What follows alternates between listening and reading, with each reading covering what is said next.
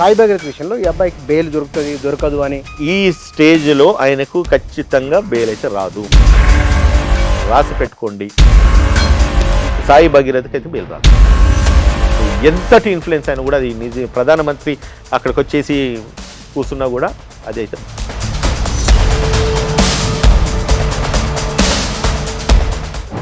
నిజాల నిరూపణ ఎట్లా ఉండే అవకాశం, ఎవిడెన్స్ ఏమేమి కావాలి వాడికి? ఆ ప్లేస్లో మీరున్నా నేనున్నా కూడా ఫస్ట్ ఏం చేస్తాం సార్ మనం? పెద్దవారి విషయంలో చట్టం కఠినంగా పకడ్బందీగా అమలైతే కనుక పేదవారి విషయంలో అట్లాగే ఉంటుందని ఒక నమ్మకం ప్రజలకు వస్తుంది. ఇప్పుడు ఒక హోంశాఖ సహాయ మంత్రిగా నువ్వు ఉంటూ నీ కొడుకు తప్పు చేయకుండా చూసుకోవాల్సిన బాధ్యత నీది. నీ కొడుకు ఎక్కడికి పోతున్నాడు, ఏం చేస్తున్నాడు అనేది ఆ విజిలెన్స్ పెట్టుకోవాల్సిన బాధ్యత నీది. ఒక హోంశాఖ సహాయ మంత్రి కొడుకు ఏడికి పోతున్నాడని తెలియదా? ఈ అమ్మాయిని ప్రొవొకేషన్ చేసి ఆ మితిమీరిన ప్రేమను చూయించి నటించినాడా నిజమైన ప్రేమ అనేది మీకు తెలుసు, నాకు తెలుసు. నమస్తే. బండి సంజయ్ కుమారుడు సాయి భగీరథ్ కేసు విషయం గురించి వాస్తవానికి ఇది ఒక అమ్మాయి ఒక అబ్బాయి అంశంతో పాటుగా, ఒక అమ్మాయికి అన్యాయం జరిగిందనే అంశంతో పాటుగా రాజకీయపరమైన అంశాలు కూడా ఇందులో చాలా బలంగా కనబడుతున్నాయి. రాజకీయ అంశాలు అట్లా ఉంచితే కనుక చట్టపరంగా ఈ కేసులో ఎట్లా ముందరికెళ్ళే అవకాశం ఉన్నది. ముఖ్యమంత్రి రేవంత్ రెడ్డి కావాలనే తస్సారం చేస్తున్నారనే ఆరోపణ విపక్షాల నుంచి వస్తున్నది. ఇందులో నిజాలు ఏమిటి, వీటి గురించే మాట్లాడదాం. మన దగ్గర high court advocate, Congress party legal cell vice chairman Udayakanth గారు మన దగ్గర, వారితో మాట్లాడదాం. సార్ నమస్కారం. సార్ నమస్తే సార్. సార్, సాయి భగీరథ్ విషయంలో ఆయన నమోదైన కేసులను బట్టి చూస్తే కనుక ఏ సెక్షన్ల కింద ఎన్ని సంవత్సరాల జైలు శిక్ష పడవచ్చు, అసలు నిజాల నిరూపణ ఎట్లా ఉండే అవకాశం, ఎవిడెన్స్ ఏమేమి కావాలి వాడికి? ఫస్ట్ ఇన్స్టెన్స్లో ఆల్రెడీ కేసు రిజిస్టర్ అయింది. దాని తర్వాత వాళ్ళు నిన్న బెయిల్కి వెళ్ళడం జరిగింది. రేపు 14 తారీఖు నాడు హైకోర్టులో వాదనలు వినిపించే ప్రాసెస్లో ఉన్నారు. అన్నిటికంటే ముఖ్యంగా ఏదైతే సెక్షన్స్ ఫస్ట్ ఇన్వోక్ చేసినారో అవి నాన్ బెయిలబుల్. దాని తర్వాత స్టేషన్ నుంచి కూడా వాళ్ళు నోటీస్ తీసుకొని ఎంక్వైరీ చేసే అవకాశాలు ఉండేవి. బట్ ఎప్పుడైతే తీవ్రత పెరిగిన తర్వాత వీళ్ళు హైకోర్టుకి వెళ్ళడం, హైకోర్టుకి వెళ్ళి బెయిల్ వేసుకున్న తర్వాత సెక్షన్ మళ్ళీ ఆల్టర్ చేసి సెక్షన్ 5 ఆఫ్ పోక్సో యాక్ట్ ఒకటి ఇంక్లూడ్ చేయడం జరిగింది. దానివల్ల సుమారుగా 20 years వరకు కూడా జైలు శిక్ష పడే అవకాశాలు ఉన్నాయి. సో దీన్ని దృష్టిలో పెట్టుకొని ఇప్పుడు అంటే ఈ ప్రాసెస్లో ప్రభుత్వం మీద కొన్ని విమర్శలు ప్రతిపక్ష నాయకులు కూడా చేస్తూ ఉన్నారు. అదొకటి సబబ్ కాదని చెప్పేసి మీడియా ముఖంగా ప్రజలకు తెలియజేయాల్సిన బాధ్యత ఒక కాంగ్రెస్ పార్టీ లీగల్ సెల్ ప్రతినిధిగా నా మీద ఆ బాధ్యత ఉన్నది. కాబట్టి ఎట్లా లేదు వారు అంటున్నది 3 రోజులు అయిన తర్వాత స్పందించడం ఏమిటి, వెనువెంటనే ఎందుకు మాట్లాడలేదు అనేది ప్రశ్న. Simple issue sir. ఇప్పుడు ఎవరైనా నేరం చేసిన వాళ్ళు నేరారోపణ మోపబడిన తర్వాత ఫస్ట్ ఇన్స్టెన్స్లో వాళ్ళ మీద ఎఫ్ఐఆర్ అయిందంటే ఎనీ నేరస్తుడు ఆ ప్లేస్లో నేరున్నా కూడా ఫస్ట్ ఏం చేస్తాం సార్? మనం తప్పించుకుంటాం, పోలీసుల నుంచి బెయిల్ వేసుకునే ప్రయత్నం చేస్తాం, రెండోది. Right sir? అదే ప్రాసెస్ ఇక్కడ కొనసాగుతుంది, అదే ప్రాసెస్ ఇక్కడ జరుగుతూ ఉన్నది. వన్స్ ఏం చేస్తారు, ఇప్పుడైతే వన్స్ సీరియస్ అఫెన్స్ ఎవరి మీదనైతే మేకౌట్ అవుతుందో అది హోమ్ మినిస్టర్ కొడుకే కావచ్చు, లేదంటే కనుక ఒక సాధారణ వ్యక్తి కొడుకే కావచ్చు, ఫస్ట్ ఇన్స్టాన్స్లో మన మీద కంప్లైంట్ రాగానే ఏం చేస్తాం, పోలీసుల నుంచి తప్పించుకుంటాము and legal process judicial process కింద బెయిల్ వేసుకుంటాము. బెయిల్ ఇవ్వాలన్నా వద్దనేది కోర్టు నిర్ధారిస్తుంది. బెయిల్ పడిన ఇమీడియట్ స్పాన్ ఆఫ్ టైం నుంచి పోలీసు కూడా అంటే వాళ్ళ సెర్చ్ తరువుగా జరుగుతూ ఉంటుంది. అది జనరల్ ప్రాసెస్. దాంట్లో ప్రభుత్వ వైఫల్యమో లేకపోతే ముఖ్యమంత్రి రేవంత్ రెడ్డి పోలీస్ వైఫల్యం ఏం లేదనేసి పూర్తిగా అననీకి లేదు సార్. ఒకటే, ఇప్పుడు పోలీసులు నేరస్తుని అరెస్ట్ చేయలేదనేది ఒక అలిగేషన్. అది అంత మట్టుకుంటే మంచిగా ఉంటుంది. కానీ రేవంత్ రెడ్డి మీద ప్రతి ఒక్కరు బ్లేమ్ వేయడం అయితే, ఒక ముఖ్యమంత్రిగా he can direct the police authorities, he can direct the government to take initiate legal action immediately and see that ఎవరైతే నేరస్తులు ఉన్నారో వాళ్ళని వెంటనే అరెస్ట్ చేయండి అని చెప్పేసి ఒక ముఖ్యమంత్రిగా డైరెక్షన్ ఇవ్వచ్చు. కానీ పోయి రేవంత్ రెడ్డి లేకపోతే పోయి సర్చ్ ఆపరేషన్ చేసేసి ఆయన పోయి దొంగలను నేరస్తులను పట్టుకురాడు కదా. అది రేవంత్ రెడ్డి డ్యూటీ కాదు, అది ప్రభుత్వం డ్యూటీ కాదు, అది పోలీస్ డ్యూటీ. అది పోలీసుని సీరియస్ గా ఆయన ఇన్స్ట్రక్ట్ చేస్తా ఉన్నాడు. ఎందుకు ఆలస్యమైంది? మీకు ఒక్క విషయం సార్, మీరు సీనియర్ జర్నలిస్ట్, మీకు తెలుసు. ఇప్పుడు నేను మీకు చెప్పేంతటి వ్యక్తిని కాకపోవచ్చు, బట్ స్టిల్ ఒక విషయం అడుగుతా. ఇప్పుడు కేంద్ర ప్రభుత్వంలో ఒక హోంశాఖ సహాయ మంత్రిగా ఉన్న బండి సంజయ్ కొడుకు, ఆయన మీద కేంద్ర ప్రభుత్వం ఇన్ఫ్లుయెన్స్ ఎక్కువ ఉంటుందా, రేవంత్ రెడ్డి గారి ఇన్ఫ్లుయెన్స్ ఎక్కువ ఉంటుందా? ఒక మాట చెప్పండి. హోంశాఖ మీద ఇన్ఫ్లుయెన్స్ తన కొడుకు మీద జరిగిన తర్వాత తన కొడుకును కాపాడుకోవాల్సిన బాధ్యత లేదంటే కనుక ఆయన ఇన్ఫ్లుయెన్స్ పోలీస్ మీద ఎక్కువ పని చేస్తుందా? లేదంటే కనుక ఆయనను కాపాడాలని అని చెప్పి రేవంత్ రెడ్డి గారు బండి సంజయ్తో కుమ్ముకైనరు లేకపోతే స్టేజ్ మీద కూర్చొని నవ్వుకుంటున్నారనేసి ఇప్పుడు ఏవైతే ఆరోపణలు వస్తున్నాయో అవన్నీ సబబు కాదని చెప్పేసి ప్రతిపక్ష నాయకులకైతే నేను క్లియర్ కట్గా నేను తెలియజేస్తాను. కానీ ఇక్కడ సెక్షన్ నమోదు విషయంలో కూడా తర్వాత అదనంగా ఇంకో సెక్షన్ జోడింపని వాళ్ళ పత్రికల్లో వచ్చింది. అంటే అంతకు ముందు ఇంత చొరవ ఎందుకు లేదు, ఎందుకు జాగ్రత్త తీసుకోలేదని. సరే ఒకటే సార్, ఇప్పుడు దాని విషయంలో మన జస్టిఫికేషన్ ఎట్లా చేయాలంటే, ఒకటి హై ప్రొఫైల్ కేసెస్ ఏవైతే ఉన్నాయో దాని మీద కొంచెం పోలీసులు కూడా సున్నితంగా వ్యవహరించాల్సిన అవసరం ఉంటుంది. ఎప్పుడైతే కంప్లైంట్ వచ్చిందో కంప్లైంట్ వన్స్ ఒక హోమ్ మినిస్టర్ కొడుకు మీద వచ్చింది కాబట్టి పోలీసులు కొంచెం ఆచితూచి వ్యవహరిస్తారు. అది మనకు తెలిసిందే, అది జనరల్ ఫినామినా. ఈ అమ్మాయి ఎప్పుడైతే మా అమ్మాయి వాళ్ళ మదర్ వెళ్ళింది, ఎందుకంటే అమ్మాయి మైనరు అనేది ఒకటి, 17 years గర్ల్ అనేది ఒకటి, ఆమె 17 years అవునా కాదని ఆమె బర్త్ సర్టిఫికేట్ నిర్ధారించాలి, దాని తర్వాత ఆధార్ కార్డ్స్ నిర్ధారించాలి, దాని తర్వాత అమ్మాయి విక్టిమ్ కాబట్టి విక్టిమ్ వెళ్లకుండా విక్టిమ్ యొక్క మదర్ వెళ్ళి పోలీస్ స్టేషన్లో కంప్లైంట్ ఇచ్చింది. కంప్లైంట్ ఇచ్చే ప్రాసెస్లో కూడా పోలీసులు కొంచెం నిర్లక్ష్యం వహించున్నది మనకు మీడియా కథనాలలో వస్తూ ఉన్నది. 6 గంటలకు పోతే రాత్రి 12-1 గంట దాకా కూడా వాళ్ళు ఎక్నాలజ్మెంట్ ఇవ్వలేదు. అండ్ నేరము ఏదైతే నేరారోపణ మోపబడిందో అది నిజంగానే నేరం జరిగిందా లేదన్నది కూడా పోలీస్ ఎంక్వైరీ చేయాలి. వన్స్ ఎఫ్ఐఆర్ అయిన తర్వాత ఏమైతే ఇమీడియట్గా అక్యూస్ని అరెస్ట్ చేస్తారు, రిమైండ్ చేస్తారు, దాని తర్వాత జైలుకు పంపిస్తారు. ఎప్పుడైతే ఇటువంటి హై ప్రొఫైల్ ఉన్న వాళ్ళ విషయంలో కొంచెం ఆలోచించుతారు పోలీసులు కూడా. ఫస్ట్ ఒకటి చూడండి సార్, వన్స్ ఒక వ్యక్తి మీద నేరారోపణ మోపబడి తను జైలుకు పోయిన తర్వాత జైలుకు పోయిన రోజులైతే మనకి వెనక్కి తీసుకురాలేము కదా. అండ్ తప్పుడు కేసులు బనాయించేసి ఒక వ్యక్తిని మనం జైల్లో పెట్టడం కూడా చట్టపరంగా అది తప్పు, అంటే అది సబబు కాదు.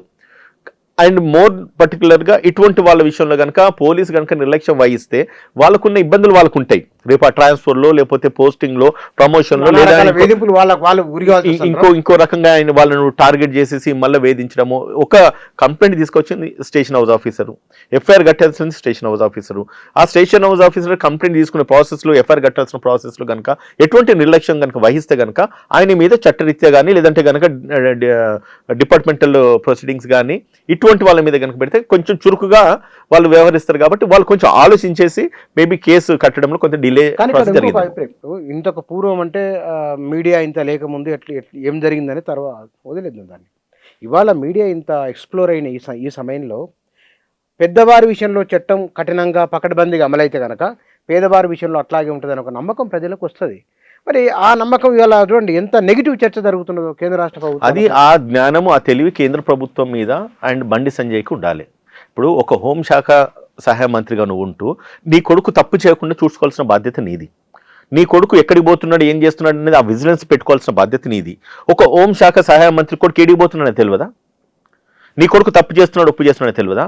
దేశవ్యాప్తంగా ఎక్కడైతే నేరాలు జరుగుతున్నాయో ఎక్కడైతే క్రైమ్ జరుగుతుందో దాని మీద ఇంటెలిజెన్స్ పనిచేస్తుంది. ఒక హోమ్ మినిస్టర్ కాదండి, ఒక చిన్న ఎమ్మెల్యే కానీ ఒక ఎంపీ కానీ తన చుట్టూ కనీసం ఎంత లేదన్నా ఒక 10 మంది లేకపోతే 5 ఒక విజిలెన్స్ వాళ్ళకి తెలియకుండానే వాళ్ళు ఇంటెలిజెన్స్ రిపోర్ట్స్ తీసుకుంటూ ఉంటారు, వాళ్ళను మానిటర్ చేస్తూ ఉంటారు. ఒక్కసారి బండి సంజయ్ కొడుకు మీద ఆల్రెడీ ఇంతవరకు ఎన్నో అలిగేషన్స్ ఉన్నాయి. దాని తర్వాత ఇప్పుడు ఇటువంటి అలిగేషన్స్ వస్తున్నాయి. ఇది ఇప్పుడు జరిగింది కాదు, గత 1 month 2 months బిఫోర్ నుంచి కూడా ఈయన మీద కంప్లైంట్ ఇవ్వడానికి అని చెప్పి ఆ అమ్మాయి వాళ్ళ పేరెంట్స్ ప్రయత్నం చేస్తూ ఉన్నారు. చేస్తున్నప్పుడు ఆయన ఇదివరకు ఏం తప్పు చేసినాడు, ఆ తప్పు నిజంగా జరిగిందా లేదా, అవిని మానిటర్ చేయాల్సిన బాధ్యత తండ్రిగా ఆయన తల్లిదండ్రికి ఉంటుంది. సేమ్ టైం ఇది ఒక అబ్బాయిని నేను ఫోకస్ చేసి చెప్పడం కాదు, అమ్మాయి యొక్క పేరెంట్స్ కూడా మీద కూడా ఉంటుంది. నువ్వు ఫామ్ హౌస్ పోయినావు, మొయినాబాద్ పోయినావు, ఇంకో చోట తిరిగినప్పుడు నీ కూతురు బయటికి వెళ్ళినప్పుడు నువ్వు కూడా ప్రొటెక్ట్ చేయాల్సిన బాధ్యత ఈమె కాదు, ప్రతి తల్లిదండ్రికి ఉంటుంది. అండ్ సేమ్ టైం నేను బండి సంజయ్ కొడుకు కూడా ఒకటే చెప్తున్నా ఏంటంటే, నువ్వు ఆ స్థాయిలో ఉన్న వ్యక్తివి, ఇటువంటి చిల్లర పనులలో నువ్వు ఇన్వాల్వ్ అయితే కనుక నీ తండ్రి స్టేక్ అంటే తన ఒక పొజిషన్ని స్టేక్లో పెట్టినట్టు అవుతుంది కదా. ఆ జ్ఞానం ఆ పరిజ్ఞానం ఏమైంది? సరే ఈయన పిల్లోడు, ఈయనకు తెలియలేదు కావచ్చు, మరి నీ ఇంట్లో నీ కొడుకునే లా అండ్ ఆర్డర్కు విరుద్ధంగా పని చేస్తున్నాడు లేదంటే కనుక చట్టవిరుద్ధమైన పనులు చేస్తున్నాడు, దాన్ని నువ్వు కాపాడుకోలేనప్పుడు నువ్వు రాష్ట్రాన్ని లేకపోతే దేశాన్ని ఒక హోంశాఖ మంత్రిగా ఏం కాపాడుతావు? అంటే ఎక్కడికి పోతుంది సమాజం? ఈ కేసులో కాంగ్రెస్ పార్టీ నుంచి రావాల్సిన స్పందన వెలువెంటనే రాలేదు. నెంబర్ 1, నేను కొంతమంది మాజీ రిటైర్డ్ అధికారులు బీఆర్ఎస్ నాకు ఇంటర్వ్యూ కూడా చేసిన, బహుశా మీరు చూసి ఉండవచ్చు. నేను చూసి ఉండవచ్చు, చూసే మాట్లాడాలనుకుని మీ దగ్గరికి వచ్చిన ఈ రోజు. ఎస్, ఏమంటే మళ్ళీ చెప్పండి. చూశాను కాబట్టి దానికి నేను మాట్లాడాల్సిన అవసరం వచ్చింది కాబట్టి ఈ రోజు నేను రావడం జరిగింది. ఖచ్చితంగా ఇవాళ అంటే పోలీసులు చేసిన వారి నిర్లక్ష్యం కారణంగా ఒక విక్టిమ్కి మరింత అన్యాయం జరుగుతుంది. వాళ్ళ అమ్మతో వాళ్ళ ఎవరు విక్టిమ్ ఎవరైతే అమ్మాయి ఉన్నారో ఆ అమ్మాయి తల్లితో తాను మాట్లాడినని, ఆ మాట్లాడినప్పుడు అర్థమైపోయింది అక్కడ జరిగిన నష్టం ఏమిటి అనేది. మొత్తం పోలీసులు కనుక సకాలంలో స్పందించుంటే జరిగేది కాదని వారు అన్నమాట. ఏది జరిగేది కాదు సార్, ఇంత సకాలంలో స్పందించుంటే ఏది జరిగేది కాదు. ఆమె మీద జరిగిన సెక్షువల్ అసాల్ట్ జరిగేది కాదా, లేదంటే కనుక ఆమె ఫామ్ హౌస్ పోయింది నిర్మూలించబడేదా, లేదంటే కనుక గత 7 నెలలు 8 నెలల క్రితం జరిగిన అఫెన్స్ను ఈ రోజు వెలుగులోకి తీసుకొచ్చినారు. మీరంటే ఆయన తెలుసుకున్నట్ట కదా, ఈ అబ్బాయి సాయి భగీరథ పోయి కేసు పెట్టిన తర్వాతనే బయటకు వచ్చింది. అది అంతకుముందుకు మా టీఆర్ఎస్ వల్ల కానీ ఎవరికే తెలియదు ఆ విషయం అని వారు అంటున్నారు. సార్ ఒక విషయం ఆలోచించాలి, ఆ అమ్మాయి వెళ్ళేసి ఆ అమ్మాయి మీద కేసు పెట్టేదాకా పరిస్థితులు తావుదీసినాయంటే తప్పు వైఫల్యం ఎవరిది? ఫస్ట్ ఇన్స్టెన్స్లో ఈరోజు మీరు ప్రభుత్వాన్ని దూషిస్తూ ఉన్నారు, ప్రభుత్వాన్ని నిందిస్తూ ఉన్నారు, పోలీస్ యంత్రాంగాన్ని మనము తప్పు పడుతూ ఉన్నాము. ఇది ఒక మెసేజ్ నేను మోర్ పర్టికులర్ ఈ యొక్క కేసుకి సంబంధించే కాదు, ప్రతి పేరెంట్స్కి ఒక మెసేజ్ అయితే నేను ఇవ్వదలుచుకున్నా. వన్స్ ఒకసారి మన ఇంట్లో ఆడపిల్లలు బయటికి ఎక్కడికి వెళ్తున్నారనేది ఒక విజిలెన్స్ మనం పెట్టుకోవాలి. అండ్ సేమ్ టైం ఇక్కడికి వచ్చిన తర్వాత సాయి భగీరథ కొడుకు మీద వాళ్ళకున్న ఫ్యామిలీ రిలేషన్స్ అన్ని కూడా ఎస్టాబ్లిష్ అవుతా ఉన్నాయి. రెండు ఫ్యామిలీస్కి ఉన్న రిలేషన్స్ ఎస్టాబ్లిష్ అవుతున్నాయి. వాళ్ళు కలిసి తిరిగిన ఫోటోలు, వాళ్ళు దాని తర్వాత ఇక్కడ గుళ్ళకు పోయిన ఫోటోలు, ఫ్యామిలీ కలిసి తిరిగిన ఫోటోలు, కేక్ కట్ చేసుకుంటే ఏం జరిగినా అన్నది కూడా బయటకు వచ్చిందంటే ఏంది, దాని ఉద్దేశం ఏంటంటే వాళ్ళ ఫ్యామిలీకి ఒక రిలేషన్ అయితే ముందు నుంచి అయితే ఉన్నది. రెండు కుటుంబాల మధ్యలో రిలేషన్ అయితే ఉన్నది. ఆ రిలేషను ఎప్పుడైతే డిస్టర్బ్ అయిందో, ఆ రిలేషన్ ఎప్పుడైతే చెడిపోయిన తర్వాత ఇటువంటి అలిగేషన్స్ ఫ్లేరప్ అవుతున్నాయి. కావడం వల్ల ఏమవుతుంది, ప్రభుత్వాన్ని దూషించే పరిస్థితి ఈరోజు ఏర్పడుతూ ఉన్నది. ప్రభుత్వం మోర్ పర్టికులర్లీ ప్రతి ఒక్కరు మాట్లాడికి వస్తే ముఖ్యమంత్రి రేవంత్ రెడ్డి వైఫల్యం అంటారు, మాట్లాడుకొస్తే ప్రభుత్వం వైఫల్యం అంటారు.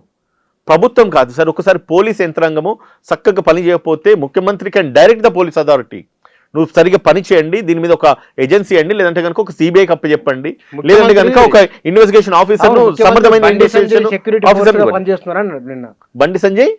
సంజయ్ సెక్యూరిటీ ఫోర్స్ గా ముఖ్యమంత్రి పనిచేస్తున్నారు అని ఆరోపణలు చేసే వాళ్ళు అదే చెప్తున్నారు. బండి సంజయ్ సెక్యూరిటీ ఫోర్స్ గా ఆయన చేస్తాడు, లేకపోతే రేవంత్ రెడ్డి ప్రొటెక్షన్ ఫోర్స్ గా ఈయన పనిచేస్తున్నాడు, కేంద్ర ప్రభుత్వానికి రాష్ట్ర ప్రభుత్వానికి.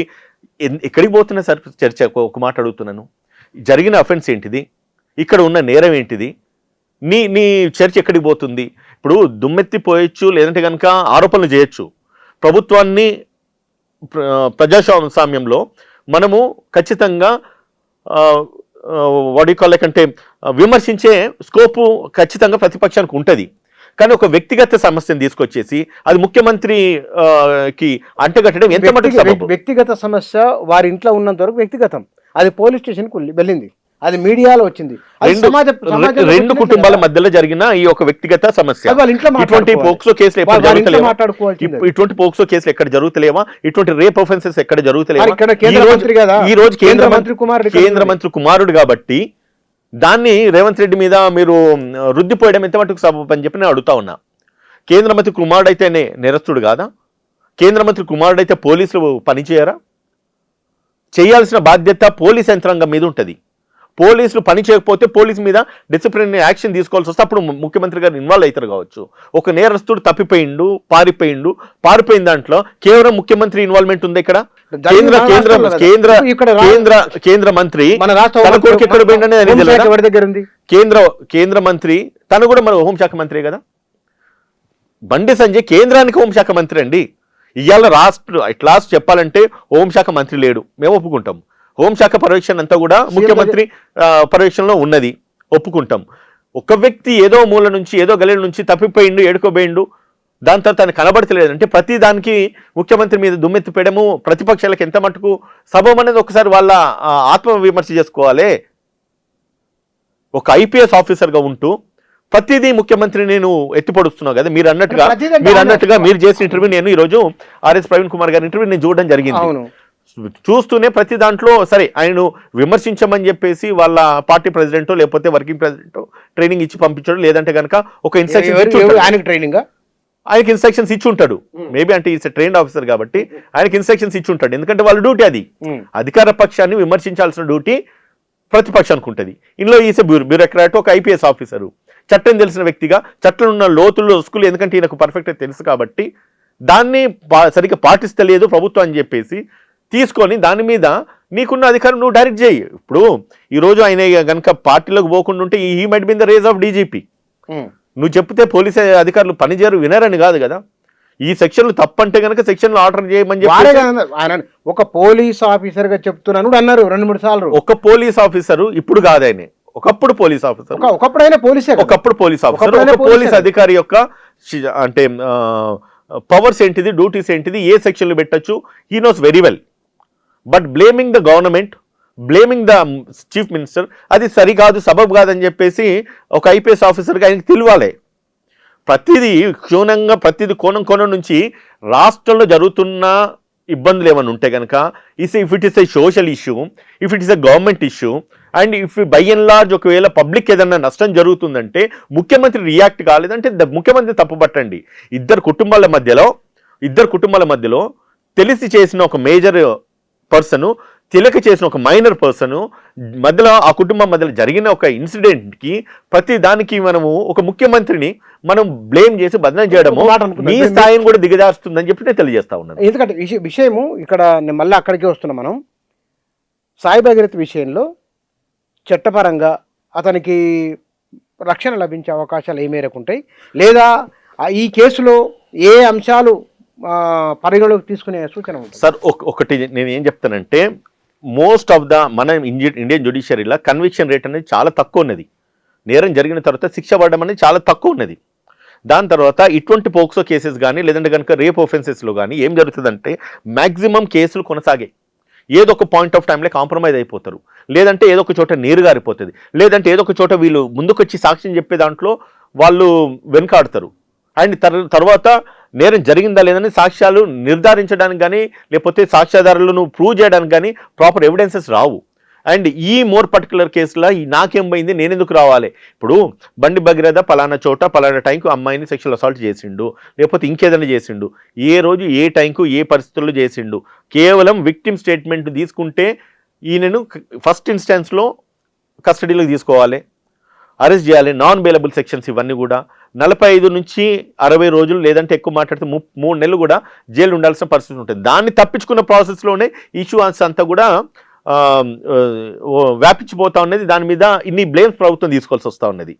ఈయన గనక ధైర్యం చేసి ముందుండి నేను ఎటువంటి నేరం చేయలేదు, మరి నేరం చేయనోడైతే ముందు నిలబడి సమాధానం చెప్పాలి కదా. ప్రజలు అదే మాట్లాడుకుంటారు, నువ్వు తప్పు చేయలేదు, నీ తండ్రి హోంశాఖ సహాయ మంత్రి, దానికి నిన్ను ఎవరైతే ఏ పోలీసు కొట్టి తిట్టయితే నిన్ను అరెస్ట్ చేయరు, నీ మీద నేరారోపణ మోపబడింది, నేను నేరం చేయలేదని చెప్పి ముందు నిరూపించుకో, పోలీసుకు నువ్వు స్టేట్మెంట్ ఇవ్వు, లేదు ఆ టైంలో నువ్వు ఎక్కడున్నావు నువ్వు ఎక్స్ప్రెస్ చేయి, అవసరమైతే జ్యుడిషియల్ కస్టడీలకు పో, తప్పే ఉన్నది. ఎంతో మందిని ఎప్పుడైతే అఫెన్స్ జరుగుతుందో వాళ్ళని తీసుకపోయేసి జ్యుడిషియల్ కస్టడీలో పెడుతున్నారు కదా, ఏ ప్రభుత్వాలు ఏ పోలీసులు ఏ జ్యుడిషియరీ పెడుతున్నది కదా. దాంట్లో భాగంగా నువ్వు కూడా 4 రోజులు పోయిరా, తప్పేమున్నది? నువ్వు తప్పు చేయలేదు. పిల్లగాడు పోయిరానిక దేవాలయం ఏమన్నా ఒకసారి జైలుకి వస్తే లైఫ్ ఎట్లా అయిపోతుంది? కాబట్టే కదా ఇప్పుడు పోలీసులు కేసులు రిజిస్టర్ చేసేటప్పుడు కూడా 100 సార్లు ఆలోచించాలి.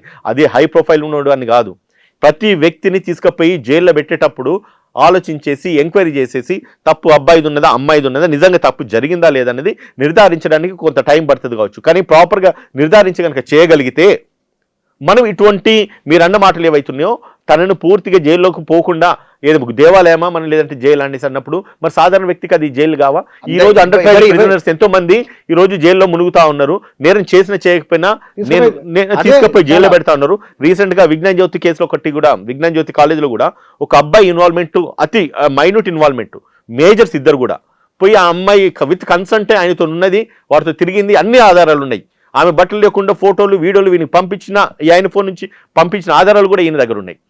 అట్లాంటప్పుడు కూడా తీసుకుపోయేసి వీళ్ళు 45 రోజులు జైల్లో పెట్టినారు. ఈ రోజు అబ్బాయిని ఎగ్జామ్ రాయడానికి విజ్ఞాన్ జ్యోతి కాలేజు అబ్బాయిని ఎగ్జామ్ రాయనిస్తలేదు, అమ్మాయినేమో ఎగ్జామ్ రాయనిస్తా ఉన్నది. అమ్మాయి చేసిన తప్పు 90% మిస్టేక్ ఆమె మీద ఉన్నది. సాక్ష్యాధారాలు ఇప్పుడు నా దగ్గర ఉన్నాయి, మీకు కావాలంటే నేను చూపిస్తాను. సాక్ష్యాలు ఉన్న తర్వాత 45 రోజులు ఆ వ్యక్తిని, ఆ ఒక అక్యూజ్ ని జైల్లో పెట్టినారు. అటువంటి కేసులు చాలా ఉన్నాయి. మీకు అవగాహన ఉన్నంత వరకు మీ ఎక్స్పీరియన్స్ తో చెప్పండి, ఈ పర్టికులర్ గా ఈ అమ్మాయి ఈ అబ్బాయి కేసులో మీకు ఏం కనబడుతున్న అంశాలు ఏమున్నాయి సార్? ఇప్పుడు కొన్ని ఫొటోస్ కొన్ని బయటకు వచ్చినాయి, వీడియోస్ కొన్ని బయటకు వచ్చినాయి. దీన్ని బట్టి చూస్తే వాళ్ళిద్దరు రిలేషన్ అయితే ఎస్టాబ్లిష్ అయింది. టు వాట్ ఎక్స్టెంట్ ఎస్టాబ్లిష్ అయింది అన్నది కోర్టుని తీర్పు తీర్చాలి. సో మనం అంటే అందరూ అన్ని మాట్లాడుకుంటారు, ఒక అడ్వకేట్గా ఒక అధికార పార్టీ రిప్రజెంటేటివ్గా నా పరిధిలోనే నేను మాట్లాడతా. ఎప్పుడైతే ఆరోపణ మోపబడిందో న్యాయస్థానాలు కూడా ఏమంటారంటే no accused person every accused person shall be presumed innocent unless the guilt is proved అంటారు. న్యాయస్థానం అదే చెప్తుంది, చట్టాలు అవే చెప్తుంది. ఒక వ్యక్తి నేరారోపణ మోపబడిన తర్వాత నిజంగా ఆయన నేరం రుజువైనంత వరకు కూడా తను ఇన్నోసెంట్గానే భావించాలంటారు. ఇది చట్టం చెప్తా ఉన్నది. కానీ ఆ వ్యక్తి బయట ఉండి ఎవిడెన్స్ను ట్యాంపర్ చేయడం కానీ విట్నెస్ను ఇన్ఫ్లుయెన్స్ చేయడం జరుగుతుంది. కాబట్టి నువ్వు పోలీస్ కస్టడీ ఆర్ జ్యుడిషియల్ కస్టడీలో ఉండాల్సిన బాధ్యత ఆ వ్యక్తి మీద ఉంటుంది. సేమ్ టైం ఎప్పుడైతే నీ మీద నేరారోపణ మోపబడిందో ఇది నేరం జరిగిందని చెప్పి ప్రూవ్ చేయాల్సిన బాధ్యత బర్డెన్ ఆఫ్ ప్రూఫ్ అమ్మాయి మీద ఉంటుంది. లేదు చేయలేదని చెప్పేసి తన గిల్ట్ను తను ప్రూవ్ చేసుకున్న బాధ్యత, నేనే నేరం చేయలేదని ప్రూవ్ చేసుకున్న బాధ్యత అక్యూజ్డ్ మీద ఉంటుంది. ఇవన్నీ కూడా చట్టము ఏ విధంగా అయితే ఫంక్షన్ అయితే అని నేను చెప్తా ఉన్నాను. సో ఇదంతా కూడా నిర్ధారించే లోపే సోషల్ మీడియాలలో మీడియా ఛానళ్ళల్లో ఇష్యూస్ అన్ని వైరల్ అవుతున్నాయి. ఒకటి సార్, నేను ఒకటి అప్రిషియేట్ చేస్తా మీడియా ఛానల్ ఏంటంటే ఈరోజు మీరున్నారు కాబట్టే స్వత్తున న్యాయం అయితే జరుగుతూ ఉన్నది. అండ్ ఇటువంటి ఇష్యూస్ కూడా పబ్లిక్లో ఫ్లేరప్ అవుతున్నాయి, తొందరగా తెలుస్తూ ఉన్నాయి. మీకు సల్యూట్ కొట్టాలి, మీడియా ఛానల్ సల్యూట్ చేయాలి. ఎందుకంటే కొన్నిసార్లు నేరాలు జరిగిన తర్వాత కూడా సప్రెస్ అవుతున్నాయి. మీడియా ఇన్వాల్వ్ అయిన తర్వాత అవి ప్రూవ్ అవుతున్నాయి, బయటకు వస్తున్నాయి, కేసులు రిజిస్టర్ అవుతున్నాయి. పోలీసులు కానీ ప్రభుత్వాలు కానీ మీడియా చొరవ వల్లనే అతి త్వరగా క్విక్గా రియాక్ట్ అవుతూ ఉన్నారు. కానీ in the same time, in the mean time కూడా కొన్ని ఏవైతే న్యూసెస్ బయటకు వస్తున్నాయో దానివల్ల బోత్ సైడ్స్, ఇటు అమ్మాయి ఫొటోస్ బయటకు వచ్చినాయా, ఒక్కసారి రేప్ విక్టిమ్ కానీ లేకపోతే పోక్సో చట్టంలో కానీ ఎవరైతే విక్టిమ్ ఉంటారో ఆమె ఫొటోస్ డిస్క్లోజ్ చేయదు. ఈరోజు బహిరంగంగా ఎవరు విపరీతంగా బయటకు వచ్చింది. దాన్ని బట్టి ఏమవుతుంది, వాళ్ళిద్దరు రిలేషన్ ఎస్టాబ్లిష్ అయింది.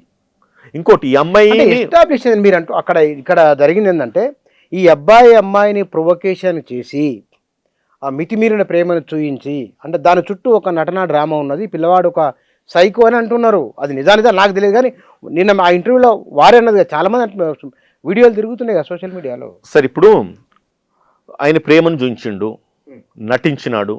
నటించినాడా నిజమైన ప్రేమ అనేది మీకు తెలుసు, నాకు తెలుసు. అది వాళ్ళిద్దరికి తెలవాలి.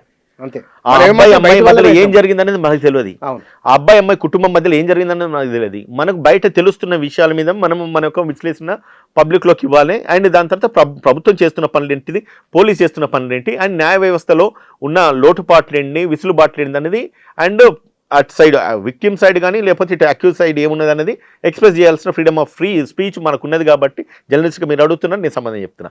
వాళ్ళిద్దరి మధ్యలో ఏం జరిగిందని మనకు తెలియదు. కానీ ఆన్ ఫేస్ ప్రైమా ఫేసి ఒకటి ఉంటుంది, అంటే కేసు చూడగానే అర్థమయ్యేది మనకి ఇక్కడ నేరం జరిగిందంటే ఖచ్చితంగా పార్ట్ అండ్ పార్సల్గా వాళ్ళిద్దరు కలిసినారు, తిరిగినారు, పబ్బులలో క్లబ్బులలో ఫోటోలు దిగినారు, లేదంటే కనుక వాళ్ళ ఫ్యామిలీకి ఒక రిలేషన్ ఉందంటే ఏదొక్క అంటే నిప్పు లేని పొగరాదు అంటాం. ఏదొక్కటైతే వాళ్ళిద్దరి మధ్యలో జరిగింది ఏ ఎక్స్ట్రీమ్స్ లో జరిగింది, దాని తగిన సాక్ష్యాధారాలు ఉన్నాయా లేవా, ఉంటేనే కదా. అసలు విషయం ఏంటంటే ఎక్కడ వాళ్ళిద్దరికి ఏమన్నా సంబంధాలు దెబ్బతిన్నాయా, ఎక్కడ ఏం జరిగింది అని కొంచెం మీకు తెలిసింది ఏదన్నా? మనకేం తెలియదు, మీకే తెలియాలి. మీకేం తెలిస్తే మీరే చెప్పండి. ఎందుకంటే పోలీస్ ఇన్వెస్టిగేషన్ ఏజెన్సీస్ మళ్ళీ దాని తర్వాత జ్యుడిషియరీ కంటే కూడా చాలా స్పీడ్గా యాక్యురేట్గా బాగా పనిచేసేది అయితే మీడియా ఛానల్లే.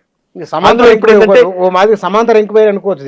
అందులో ఏంటంటే ఇప్పుడు ఈ సోషల్ మీడియా వచ్చిన తర్వాత ఇంకా కూడా సెకండ్స్ లో ఇదివరకు అంటే మీరు ఫుల్ టైం జర్నలిజం చేసేటప్పుడు ఇవాళ పేపర్లో రాస్తే రేపు తెల్లారి పేపర్ కొనుక్కొని చదువుకునే పరిస్థితి అయ్యేది. అవును, చాలా ఆలస్యంగా ఉండేది. ఇప్పుడు ఏమైతుంది, అక్కడ నేరం జరిగిందంటే ఫ్రాక్షన్ ఆఫ్ సెకండ్స్ లో ఇక్కడ మెసేజ్ వచ్చేస్తుంది. అమెరికాలో ఏదో జరిగిందంటే ఇక్కడ సెకండ్స్ లో మెసేజ్. కానీ ఒకటి మీరు అడ్వకేట్గా కాంగ్రెస్ పార్టీ నాయకులుగా హ్యూమన్ బీయింగ్ అనుకుందాం, ఇలాంటి విషయాలు వచ్చినప్పుడు సమాజం వీటి పట్ల ఏం ఆలోచన చేస్తుంది అనేది అంశం ఒకటి. రెండోది, రాజకీయ పార్టీలు బాధ్యతగా ప్రవర్తిస్తున్నాయా, మీరేం ఫీల్ అవుతున్నారు? సమాజం ఏం చేయాలంటే సార్, రెండు క్వశ్చన్లు మీరు నన్ను అడిగినారు. సమాజం ఏం చేయాలంటే ఇటువంటి నేరాలు జరుగుతూనే ఉంటాయి.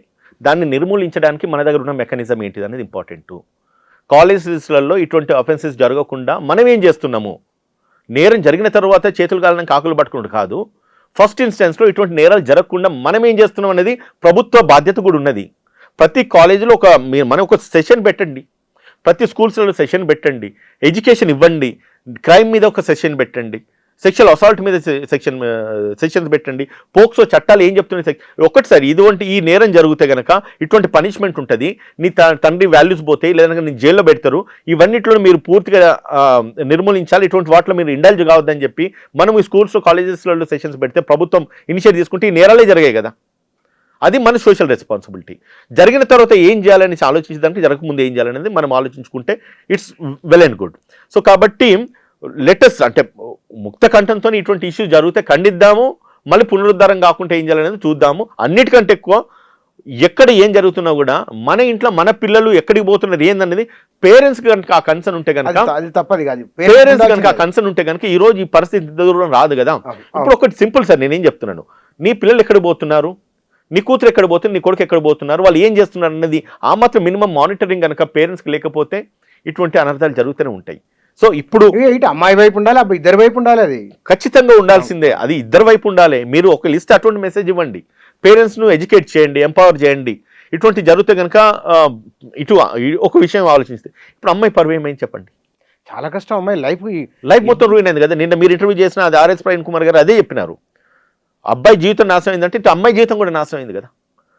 అమ్మాయి జీవితం కూడా కొలాప్స్ అంతే కదా. ఇప్పుడు కొలాప్స్ అయింది. రేపు అమ్మాయిని ఎవరు పెళ్లి చేసుకోవాలి, అంత పెద్ద రిచ్ హార్ట్ ఉన్నోడు ఎవడు రావాలని ఇప్పుడు వాళ్ళకి ప్రేమ అర్థమైతే లేదు. 17-18 సంవత్సరాలలో 20 సంవత్సరాలలో when you go matured and when you ఒక్కసారి ఈ వీడియోలన్నీ వెనక్కి తిరిగి చూస్తే అసలు ఏం జరిగింది అన్నది ఆలోచించితే వాళ్ళకి ఏం అర్థం కాదు. ఒక్కసారి ఆలోచించండి. ఇప్పుడు ఈ అమ్మాయికి రేపు మ్యారేజ్ చేయాల్సిన అవసరాలు ఉంటాయి. ఆ అమ్మాయి రేపు లైఫ్ కెరియర్ ఉంటుంది, చదువుకోవాల్సింది ఉంటుంది, డిగ్రీకి వెళ్ళాల్సిన అవసరం ఉంటుంది, ఉద్యోగానికి వెళ్ళాల్సిన అవసరం ఉంటుంది. అప్పుడు ఏమి బ్యాక్గ్రౌండ్ వీళ్ళు ఏం మెసేజ్ సమాజానికి ఇస్తారు, ఏం బ్యాక్గ్రౌండ్ హిస్టరీ వీళ్ళది ప్రొజెక్ట్ చేసుకుంటారు చెప్పండి సార్. సార్ వీళ్ళదంటే పొలిటీషియన్స్కి వీళ్ళకి తప్పది, ఇంకా పొలిటీషియన్స్కి బ్లేమింగ్ తప్పది, లేదంటే ఇటువంటి కార్యక్రమాలు మాట్లాడుకుంటారు, వాళ్ళు జనం కూడా మాట్లాడుకుంటారు, డైల్యూట్ అయిపోతాయి. మగవాళ్ళకి పెద్దగా ఎఫెక్ట్ ఉండేది, కానీ ఆడపిల్లలకు బాగా ఎఫెక్ట్. కానీ ఇక్కడ ఈ అమ్మాయి విషయంలో సమాజం నుంచి విస్తృత మనం ఇంత మద్దతు వస్తుందని ఎక్స్పెక్ట్ చేయలేదు. ఒకటి చూడండి సార్, రెండు విషయాలు ఇక్కడ. ఒకటి ఏంటంటే పొలిటికల్ ఫ్లేరప్ అయింది, ఒక హోమ్ మినిస్టర్ అయిండు. మళ్ళా అందులో బండి సంజయ్ అంటే సాధారణ వ్యక్తి కాదు, రాష్ట్రమంతా గుర్తుపట్టే వ్యక్తి. ఆయన కొడుకు, దేశమంతా గుర్తుపడతారు. ఆయన కొడుకు అన్న తర్వాత ఏమైంది, ఆయనకు ఆల్రెడీ ఒక క్రిమినల్ రికార్డు ఇదివరకు కూడా ఉన్నది అబ్బాయి మీద. హాస్టల్లో పిల్లల్ని కొట్టడము, లేదంటే ఈ అన్ని రౌడీజం చేయడము. మన కరీంనగర్లో కూడా పబ్లిక్ లైఫ్లో కూడా ఎక్కువ కొంచెము ఆయన యొక్క చురుకుదనం అంతా కూడా అతి ఉత్సాహం చూపించడం, ఇవన్నీ కూడా ఉన్నాయి. సార్ ఒకటండి, నువ్వు అధికారంలోకి పోతే ఎంత ఎదుగుతే అంత ఒదుగుతే సమాజం హర్షిస్తుంది. నువ్వు ఎదిగినావు కదా అని చెప్పేసి తెలిసి తెలియని వయసులలో నువ్వు ఆ ఒక్క వయసుని దుర్వినియోగం చేసుకున్నా, ఏజ్ను దుర్వినియోగం చేసుకున్నా, లేకపోతే ఇంకోటి చేసినా కూడా ఖచ్చితంగా ఇటువంటి పరిస్థితులు వస్తే, ఈరోజు మన ఒక మీటింగ్లో మనం బండి సంజయ్ మాట్లాడుతున్నాడు, ఒక చిన్న కార్యకర్త స్థాయి నుంచి నేను ఈరోజు ఈ స్థాయి దాకా వచ్చిన, నా మీద ఇట్లా బురద జల్లుతా ఉన్నారు. నువ్వు కార్యకర్త స్థాయి నుంచి ఈ స్థాయికి వచ్చినప్పుడు నీకు తెలియదా మరి, నీ కార్యకర్త స్థాయి నుంచి ఎంతో మందిని నువ్వు జనాలను చూసి ఉండాలి కదా. అటువంటిప్పుడు నీ కొడుకు ఎక్కడున్నాడు, నీ కొడుకు ఏం చేస్తున్నాడు, వాడు తప్పు చేస్తున్నాడు, ఒప్పు చేస్తున్నాడా, వాని మీద ఒక విజిలెన్స్, ఒక మానిటరింగ్ ఎందుకు పెట్టలేకపోయినావు? నీకు ఇంతమంది పోలీస్ యంత్రాంగం అంతా నీ కంట్రోల్లో ఉంటారు కదా, ఒక నిఘా విభాగం నీ కొడుకుని ఎందుకు పెట్టలేదు? నువ్వు దేశం మొత్తం నువ్వు మానిటర్ చేస్తావు, రాష్ట్రాన్ని మానిటర్ చేస్తావు కదా, నీ ఇంట్లో నీ కొడుకుని ఎందుకు మానిటర్ చేసుకోలేదు? అదే కనుక చేసుకుని ఉంటే ఈరోజు నువ్వు స్టేజ్ మీద కన్నీరు గార్చే పరిస్థితి నీకు రాదు. కానీ ఎవరిని వదిలిపెట్టారని కూడా వార్నింగ్ ఇచ్చింది కదా ఆయన. నిన్న ఈ ఫాలో అయినా మీరు నిన్న ఏకతాయాత్రలో కరీంనగర్లో మమ్మల్ని అందరినీ బజార్కి ఇచ్చి పరువు తీసే ప్రయత్నం చేస్తున్నారు, మాకు నష్టం జరుగుతున్నది, ఇందులో ఎవరు వదిలిపెట్టేది లేదని. వదిలిపెట్టకపోతే ఏం చేస్తాడు, పట్టుకొని ఏం చేస్తాడు ఆయన? ఎవరు పరువు తీస్తూ ఉన్నారు? నీ పరువు నీ కొడుకు వల్ల పోయింది, అది మనం గుర్తించి నువ్వు అక్కడ నీ అరగెన్స్ చూపించకుండా ఆ తప్పు నువ్వు తెలుసుకొని దాన్ని సరి చేసుకుంటే సమాజానికి ఒక రైట్ మెసేజ్ ఇవ్వగలుగుతావు. ప్రజలందరూ కూడా కారు కోడే కూస్తూ ఉన్నారు, బండి సంజయ్ కొడుకు తప్పు చేసినాడని చెప్పి. నేను ఎవరిని వదలనని చెప్పేస్తే అధికార ఇది అహమా? దాన్ని ఏమంటారు? దాన్ని నువ్వు ఎవరిని వదలవని కాదు, ఇప్పుడు నీ మీద ఏదైతే మచ్చబడ్డదో దాన్ని సరి చేసుకునే బాధ్యత ఒక తండ్రిగా నీ మీద ఉంటుంది. ఇదే కనుక ఇది ఏం మెసేజ్ ఇస్తున్నాడు సార్ నాకు అర్థం కాదు. నేను ఎవరిని వదలనంటే రేపు కొడుకు ఇంకా విర్రవీగిపోవాలని ఎట్లా సార్? ఒకటండి, ఈ రోజు కనబడుతున్న ఫొటోస్ ఒక బంత్ అయితే, తన మీద ఇదివరకు ఉన్న ఒక హిస్టరీ మనం చూస్తే ఒక వ్యక్తిని, ఒక స్టూడెంట్ను చెడామెడ కొడుతూనే ఉన్నాడు. అధికార హామా? అది ఏం గుండాయిజము? ఆల్రెడీ ఆయన మీద కేసు అయింది. ర్యాగింగ్ చేయడం అదే గుండాయిజము. నీ తండ్రి ఒక గొప్ప స్థాయిలో ఉన్నప్పుడు ఆ స్థాయి నుండి ఏ స్టేజ్ నుంచి ఆ స్థాయికి వచ్చిండో తన హిస్టరీని పిల్లవాడికి అది మరి చూసుకొని వాళ్ళు బెస్ట్ మెసేజ్ ఇచ్చేటట్టుగా ఉండాలి.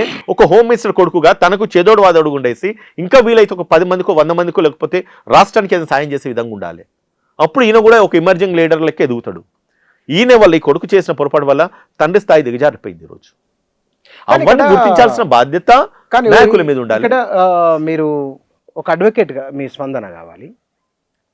ఈ అమ్మాయి అబ్బాయి విషయం తీసుకుని మీరు అన్నారు 2 కుటుంబాలకు సంబంధించింది అన్నారు. మీరు 2 కుటుంబాలకు సంబంధించిందే, ఇద్దరు ఆడామగకు సంబంధించిన విషయమే, కానీ ఇది మొత్తం సమాజం మీద ప్రభావం చూపించే ఒకనొక అంశం ఈ మధ్య.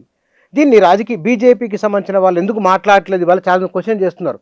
పలానా వ్యక్తి మీరు ఎందుకు మాట్లాడట్లేదు అంటే ఇది పార్టీ లైన్ కాబట్టి మేము మాట్లాడేది బాగాలేదు. సమాజము ఒక సమస్య వచ్చినప్పుడు సమస్యకు ఇది వాళ్ళ కొత్త కాదు, రేపు జరగదని గ్యారంటీ లేదు.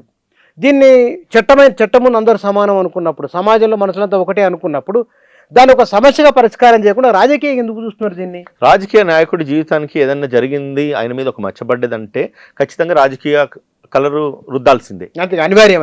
అది మామూలే, మీకు నేను చెప్పేది కాదు, రైట్ సార్. సో అది రాజకీయ ఇది పొలిటికల్ కలర్ యాడ్ చేయాల్సిందే. ఇప్పుడు ఏంటంటే ఇప్పుడున్న పరిస్థితుల్లో బండి సంజయ్ దొరికింది కాబట్టి ఆయన ఎట్లా క్రష్ చేయాలి, ఎంత తగ్గియాలనేది వాళ్ళు చూసుకుంటారు. సేమ్ టైం ఇంకొకటి కూడా ఏంటంటే మన నేను విన్నై అంటే బండి సంజయ్ ఎదుగుదలను తట్టుకోలేక విత్ ఇన్ ద పార్టీ కూడా ఆయన క్రష్ చేసే ప్రయత్నాలు కొన్ని జరుగుతూ ఉన్నాయని చెప్పేసి విత్ ఇన్ ద పార్టీలు కూడా జరుగుతూ ఉన్నాయని కూడా, అంటే ఈయన బీసీ వర్గానికి చెందినవాడు, లేదంటే ఆ party most of the party అగ్రకులాలకు చెందిన నాయకులు దాన్ని ఇన్ని రోజులు ప్రాతిపదిక వహించినారు. ఈ రోజు కూడా అదే పరిస్థితి ఉన్నది. ఇటువంటి వాళ్ళను అటు వాయిస్ ఉన్న లీడర్ను క్రష్ చేయాలి, లేదంటే కనుక తొలగించాలి, లేకపోతే నిర్మూలించాలి, ఎక్కువ వాళ్ళు ఎదగొద్దు అన్న ఒక ఆలోచనతో విత్ ఇన్ ద పార్టీ కూడా ఇటువంటి చేయించుతున్నది. దాంట్లో కూడా వీళ్ళకి కొంత కుట్ర ఉంది, సపోర్ట్ ఉందని చెప్పి నేను విన్నా. నాకు నేను ఏదో వినడం జరిగింది. So at the same time మీరు అంటున్నారు బీజేపీలో మహిళా నాయకులు ఈ రోజు ఎవరు మాట్లాడలేరని చెప్పి, అది కూడా సరికాదు, సోషల్ మీడియాలో అది కూడా సరికాదు. నేను చెప్తున్నా అంటే చాలా మంది 6 నాయకులు ప్రతి మహిళ మీద ఏం జరిగినా కూడా వాళ్ళు స్పందించే వాళ్ళు ఈ రోజు మౌనం వహిస్తా ఉన్నారు. మీ యొక్క ఎక్స్ప్రెషన్ అట్లీస్ట్ బయటకు మాట్లాడాలి కదా, పాజిటివ్ ఆర్ నెగిటివ్ మెసేజ్ అయితే ఇవ్వండి. ఇప్పుడు నేను మాట్లాడుతున్నాను, ఇప్పుడు అది నేరం జరిగిందా లేదనేది తర్వాత సంగతి, న్యాయస్థానం అది తీర్పు తీర్చాలి, పోలీస్ ఇన్వెస్టిగేషన్లు తేలాలి.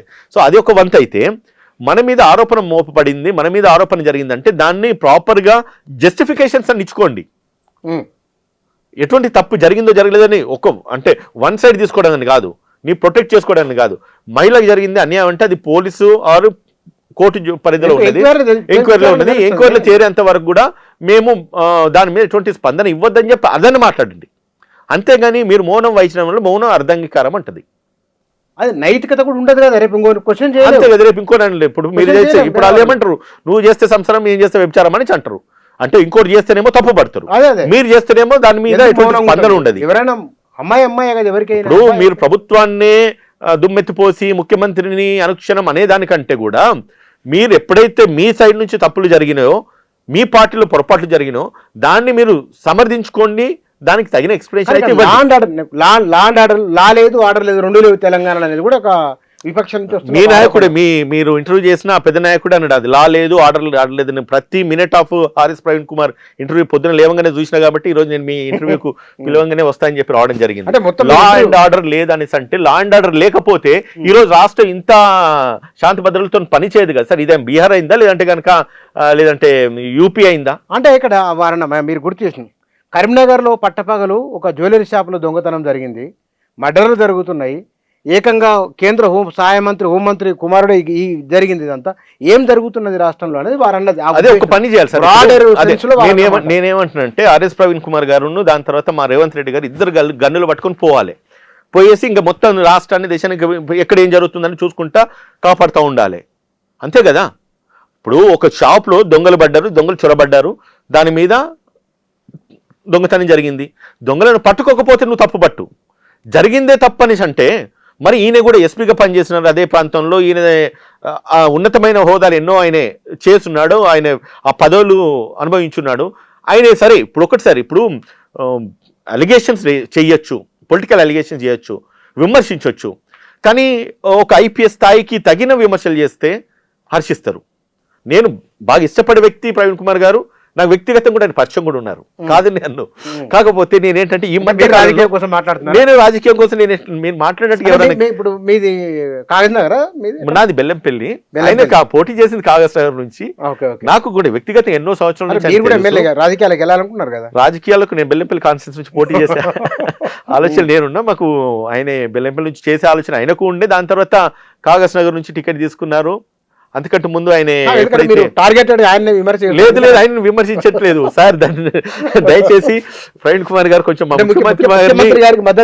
ముఖ్యమంత్రి గారిని మీరు ఆ స్థాయిలో విమర్శించకండి, ఎందుకంటే మీరు ఒక ఐపీఎస్ ఆఫీసర్ అండ్ మీకు ఒక ప్రత్యేకమైన గౌరవం ఉంది కాబట్టి. నాకు వ్యక్తిగత పరిచయం కూడా ఉంది, లేదని కాదు. కాకపోతే ఏంటంటే అంటే ఒక విమర్శించండి, ప్రభుత్వాన్ని విమర్శించండి, కానీ పూర్తిగా ప్రభుత్వం వైఫల్యం అని అనడంలో ఎంత మట్టుకు సబబు అన్నది ఆయన అంతరాత్మను అడుక్కోవాలి, ఆయన గుండెలు చేసుకొని సమాధానం చెప్పుకుంటే మంచిగా ఉంటుంది అనేది నా ఒక అభిప్రాయం. ఎందుకంటే ఫ్యూచర్ ఎమర్జింగ్ లీడర్స్లలో he is one of the best person. నేను ఇష్టపడే వ్యక్తి. ఆయన సోషల్ వెల్ఫేర్ బీఆర్ఎస్ లో అండ్ సోషల్ వెల్ఫేర్ కి ఆయన చేసిన కార్యక్రమాలు నాకు తెలుసు. ఆయన స్వారస్ ఎస్టాబ్లిష్ చేసినప్పటి నుంచి కూడా కొన్ని సందర్భాలలో వాళ్ళకి మేము సపోర్ట్ ఇచ్చిన సందర్భాలు కూడా ఉన్నాయి. సరే, అది పర్సనల్ రిలేషన్స్ వేరు. But when it is come to the political issues వచ్చినప్పుడు విమర్శించండి, బట్ స్థాయిని మించి కాదు. ఇది సెన్సిటివ్ ఇష్యూ. ఇది బోత్ ద ఇష్యూస్ ఆర్ అమ్మాయి అబ్బాయికి ఇద్దరికి సంబంధించిన ఇష్యూ. Sensitive issue. రేపు స్టేజ్ మీద కనబడగానే ఇద్దరు కూర్చొని నవ్వుకున్నారనేసి చాలా మంది అంటా ఉన్నారు. మరి ఇదే ఆర్ఎస్ ప్రవీణ్ కుమార్ కి బండి సంజయ్ ఎదురైతే మరి సెకండ్ ఇచ్చుకోవడమో సల్యూట్ కొట్టుకోవడం నమస్కారం పెట్టుకోండి చెయ్యరా? మాట్లాడుకో, మనుషులుగా ఏం మాట్లాడుకుంటారు అంతే కదా. సాయి భగీరథ్ విషయంలో అయిపోయింది మీరు చెప్పేది, చెప్పండి కంటిన్యూ చేయండి. సాయి భగీరథ్ విషయంలో ఈ అబ్బాయికి బెయిల్ దొరుకుతుంది దొరకదు అని బయట చర్చ ఉన్నది. ఆయన ఎట్లా ఉండవచ్చు అంటే నన్ను అడిగితే తలకిందులు తపస్సు చేసినా రేపు ఆయనకు బెయిల్ రాదు. రేపు 14 తారీఖు నాడు మేబీ అంటే ఇన్స్ట్రక్షన్స్ అడుగుతారో లేదంటే కనుక వాళ్ళ ఆర్గ్యుమెంట్స్ చెప్తారో తెలియదు, కానీ ఈ స్టేజ్లో ఆయనకు ఖచ్చితంగా బెయిల్ అయితే రాదు. రాసి పెట్టుకోండి, సాయి భగీరథకి అయితే బెయిల్ రాదు. నువ్వు ఎంతటి ఇన్ఫ్లుయెన్స్ అయినా కూడా, అది నిజ ప్రధానమంత్రి అక్కడికి వచ్చేసి కూర్చున్నా కూడా అది అయితే జరగదు. అంటే ఆర్టికల్ 21 ఇట్స్ అట్లా కాదు. నేనేమంటున్నానంటే ఏదైతే అలిగేషన్ అయిందో దానికి ఆయన బాధ్యత వహించాలి. ఒకటే మాట అడుగుతున్నా, పోక్సో కేసులలో రేప్ అఫెన్స్లలో నువ్వు ఫస్ట్ ఇన్స్టాన్స్లో ఒక హోమ్ మినిస్టర్ కొడుకుకు బెయిల్ ఇస్తే రేపు తెల్లారు మొత్తం ఉన్న వాళ్ళందరూ లైన్లు కడతారు. ఇదే హైకోర్టుకి. హైకోర్టు విలువలు ఏమైతాయి? అవునా కదా? మీరు అడగండి. ఇప్పుడు నేను చరిత్ర చూసి చెప్తున్నాను. ఒక న్యాయవాదిగా నేను ఎన్నో బెయిల్ పిటిషన్లు వేసినాను. నేను రీసెంట్గా ఏదో చెప్పిన కదా, విజ్ఞానజ్యోతి కాలేజ్ కేసు కూడా నేను చేసినాను. బెయిల్ వేసేసి ఎంత అడుక్కున్నా కూడా అఫెన్స్ ఇన్వెస్టిగేషన్ స్టేజ్లో బెయిల్ రాదు. ఇస్తే కనుక అది జ్యుడిషియరీ మీద పెద్ద మచ్చ అవుతుంది. ఇవ్వరు. ఇది take my word, is for sure. ఒకవేళ అంటే ఈ అబ్బాయి జైలుకి వెళ్ళక తప్పదా? జైలుకు వెళ్ళాలి, జైల్లో ఉండాలి. దాని తర్వాత తను తప్పు చేసిండా లేదన్నది నిరూపించుకోవాలి. అప్పుడే నీ తండ్రి యొక్క గొప్పతనము, కేంద్ర ప్రభుత్వం మీద విలువ, హోంశాఖ మీద ఒక గౌరవము, పోలీస్ యంత్రాంగం మీద, జ్యుడిషియరీ మీద ఒక నమ్మకం ప్రజలకు ఉంటుంది. లేదు నువ్వు చేయాల్సిన నేరాలన్నీ చేసి, చేయాల్సిన తప్పులేం చేసి, చట్టాలు మన చేతులు ఉన్నాయి, అధికారం మన చేతులు ఉంది, పోలీసు మన చేతులు ఉన్నది, లేకపోతే జ్యుడిషియరీని మనం ఏమైనా చేయగలుగుతాము అని అనుకుంటే కనుక ఇటువంటి అఫెండర్స్ పుడుతూనే ఉంటారు, తయారైతేనే ఉంటారు, సమాజాన్ని ఉంటారు. అంతే కదా. నీకు పరివర్తన చెందాలంటే ఒక 4 రోజులు, 10 రోజులు, 15 రోజులు, నెల రోజులు చట్టం నీకు బెయిల్ ఇచ్చేంత వరకు, జ్యుడిషియరీ నీకు బెయిల్ ఇచ్చేంత వరకు పోయేసి కొద్ది రోజులు నిన్ను నువ్వు సెటరైట్ చేసుకొని వస్తే మంచిదని చెప్పేసి నేను చెప్పుకుంటాను సార్. మీరు హైకోర్టులో చూస్తుంటారు కదా, హై ప్రొఫైల్ కేసులని, ఉన్నత వర్గాలకు సంబంధించిన కేసులని. మనిషి ఎవరికైనా ప్రాణం ఒకటే, చట్టం ముందు అందరూ సమానమే అన్నప్పుడు ఈ హై ప్రొఫైల్ కేసులు, ఇవి కోటీశ్వరుల కేసులు, ఈ విభజన ఎందుకు వస్తున్నది అంటే వాళ్ళు ఇచ్చే ఫీజును బట్టా, లేకపోతే కనుక వారికి ఉన్న ఆస్తిని బట్టా ఈ విభజన కూడా ఉంటుంది సార్. ఇప్పుడు నేను కూడా చెప్తా, ఇంటర్ప్రిటేషన్ ఆఫ్ లా ఇంపార్టెంట్. అంటే మనం ఏదైతే నేరం జరుగుతుందో ఆ చట్టరీత్యా అది నేరమా కాదా, ఆ లీగల్ బ్రాకెట్లో కూర్చుంటుందా లేదా. ఇప్పుడు హై ప్రొఫైల్ కేసు అంటే నేను రీసెంట్గా అల్లు అర్జున్ ఒక కేసు ఇన్సిడెంట్ జరిగింది. ఒక వ్యక్తి చనిపోయిండు, రోడ్డు మీద యాక్సిడెంట్ అయ్యింది.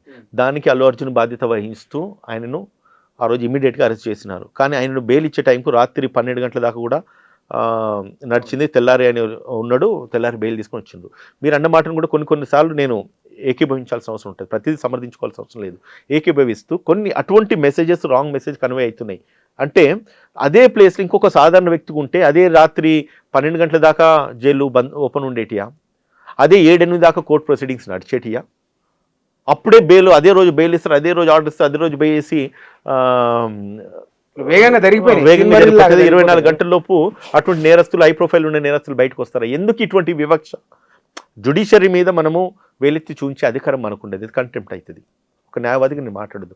కానీ సామాజిక స్పృహతో కొన్ని మన విషయాలు మనం ప్రజల్లోకి తీసుకువెళ్తే, అట్లీస్ట్ ఇదే కనుక జుడిషియరీ కనుక వింటే, ఇటువంటి కేసెస్లో వచ్చినప్పుడు కూడా అన్బయాస్డ్ జడ్జిమెంట్స్, అన్బయాస్డ్ తీర్పులు, అన్బయాస్డ్ ఆర్గ్యుమెంట్స్, అన్బయాస్డ్ హియరింగ్స్ జరిగితే కనుక సమాజం మీద ఒక మంచి గౌరవం, మనిషి గౌరవం పెరుగుతుంది. వ్యవస్థ మీద కొన్ని సమాజానికి కొన్ని విలువలు ఉంటాయి. ఇప్పుడు మీరు అనే అవకాశము ఎందుకు తీసుకున్నారు చెప్పండి? ఇటువంటి ఇన్సిడెంట్స్ జరుగుతున్నాయి కాబట్టి దీన్ని మీరు ఆశ్రయ తీసుకుని మీరు మాట్లాడుతూ ఉన్నారు. దో ఐఎమ్ అన్ అడ్వకేట్, అక్కడ జరుగుతున్న ఏంది అది సరికాదని చెప్పి మీరు చెప్తా ఉన్నారు. సో ఇటువంటివి కూడా పూర్తిగా నిర్మూలించాల్సిన బాధ్యత కానీ ఇక్కడ సిస్టమ్ మీద ఉంటుంది. ఇక్కడ ఏ సంఘటన ఏదైనా సరే చాలా జడ్జిమెంట్లు పాస్ అవుతూ ఉంటాయి. ఈవెన్ దో బీజేపీ వాళ్ళు ఎదుటి వాళ్ళని మాట్లాడాల్సి వచ్చినా సరే వారు జడ్జిమెంట్ ఇచ్చేస్తారు, పలానా వాడు పలానా కాబట్టి ఇట్లా మాట్లాడుతున్నారు, మీరు ఇన్నాళ్ళు మాట్లాడారు కదా ఇవాళ మీరు ఎందుకు మాట్లాడారు, మీరు పలానా కాబట్టి మీరు ఇట్లా ఒక జడ్జిమెంట్లు పాస్ చేసుకోవడాన్ని అది మనుషుల మానసికంగా లోపమా లేకపోతే కనుక ఎదుటివారిని దూషించాలనే లక్షణమా ఏమి? ఒక్కటి నేను మీకు చెప్తాను సార్, మళ్ళీ చెప్తున్నా, మీరు very senior, I should definitely respect you. ఏదైతే ఈ రోజులలో మీడియా ఛానల్స్ పబ్లిక్ని ఎలివేట్ చేస్తున్నాయో, హైలైట్ చేస్తున్నాయో, నెగిటివ్ ప్రచారాలనే చాలామంది చూస్తూ ఉన్నారు. తిడితేనే ఆ కంటెంట్ వెంటనే వెళ్ళిపోతుంది. నువ్వు నీతులు మాట్లాడరా అంటే అది నీతులు బూతులు అవుతున్నాయి, బూతులు మాట్లాడుతున్నాయి బూతులు నీతులు అవుతున్నాయి. అవి చాలా మంది చూస్తున్నారు, చాలా మంది అప్రిషియేట్ చేస్తున్నారు, దాన్ని ఇష్టపడుతూ ఉన్నారు, వానికే సల్యూట్ కొడుతున్నారు. మనం చూస్తున్నాం కదా. ఇప్పుడు మీరు ఎన్ని ఛానల్స్ ఓపెన్ చేయండి, వాడు ఎంత మంచిగా మాట్లాడితే దానికి అసలు వ్యూవర్షిప్ రాదు. వాడు ఎన్ని బూతులు మాట్లాడి, ఎన్ని తిడితే, ఎన్ని నెగిటివ్ మెసేజ్ ఇస్తుందో అది బాగా కాంట్రవర్సీ అవుతా ఉన్నది. సో నేనేం చెప్తున్నానంటే, ఎవరే కానీ ఇప్పుడు విమర్శిస్తేనే ప్రజలు హర్షిస్తారని అనుకోవడము అమాయకత్వం, మూర్ఖత్వం అని చెప్తా. హర్షిస్తున్నారంటే వాళ్ళు ఇచ్చే కామెంట్స్, వాళ్ళు రాసే కామెంట్స్, లేకపోతే మనకు వచ్చే వ్యూవర్షిప్ కాదు ఇంపార్టెంట్. ఇక్కడ నువ్వు మాట్లాడిన దాంట్లో నిజంగా ఎంత నిజం ఉంది, కంటెంట్ ఎంత ఉంది, సమాజానికి నువ్వు ఏం మెసేజ్ ఇస్తున్నావు, అది రైట్ మెసేజ్ అయితే సమాజం బాగవుతుంది. నువ్వు రాంగ్ మెసేజ్ ఇచ్చి మిస్గైడ్ చేసి, లేకపోతే పబ్లిక్ అటెన్షన్ మన దగ్గర డ్రైవ్ చేసుకోవాలని అనుకుంటే కనుక సమాజాన్ని పాడు చేసే దాంట్లో మనం కూడా భాగస్వామ్యం అయితే. ఇక్కడ ఈ కేసు విషయంలో ప్రభుత్వము ఆలోచన ఏమిటి? మీరు మిగతా మీటింగ్లో మా పార్టీ మీరు మాట్లాడుకుంటారు కదా, సిట్ వేయడం జరిగింది, స్పెషల్ ఇన్వెస్టిగేషన్ టీము దాని మీద పని చేస్తారు.